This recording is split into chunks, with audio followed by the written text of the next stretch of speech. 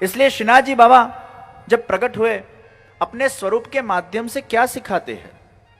જ્યારે આપણે શ્રીનાથજીના દર્શન કરવા જઈએ, આપણા ઘરે બિરાજતા ઠાકોરજીના દર્શન કરીએ, પુષ્ટિ માર્ગના અંદર ઠાકોરજી સૌથી પહેલા નેત્રને ઝુકાવી દે છે. ભગવાન પોતાના નેત્રને ઝુકાવીને બિરાજમાન થયેલા છે. ભગવાનના સ્વરૂપ કેટલો સુંદર છે, નેત્ર ઝુકેલા છે.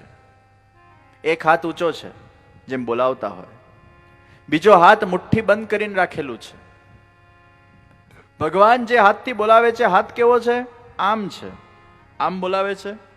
આમ એટલે તમે આમ જ્યારે કોઈને બોલાવો ને, આમાં જા છે. જો આવ જા, આવ જા, આવ જા, આવ લે જા.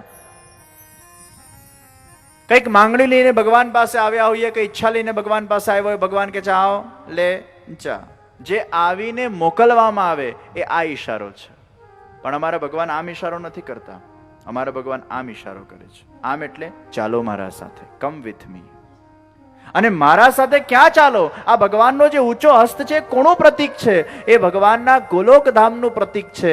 ભગવાન કે છે જે જીવનું મુજ પરમાત્મા સાથે સંબંધ છે, બીજા હાથથી ભગવાન શ્યોરિટી આપે છે, એને હું ક્યારે પણ છોડતો નથી. ભગવાન બોલાવે છે, આવો મારા જીવ, એકવાર તમે મારા શરણમાં આવશો. પણ કઈ શરણાગતિ સ્વીકાર કરવાની છે?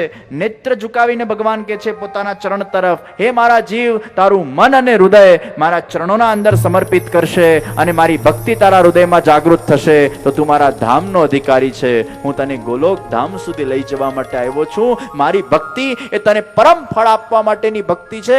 મારી ભક્તિ કઈ ચીલાચાલુ વસ્તુ આપવાની ભક્તિ નથી. હું તને મારા ધામ સુધી લઈ જવા માટે આવ્યો છું, જે ધામમાંથી મારું અહીંયા ભૂતલ પર પ્રાગટ્ય થયું છે.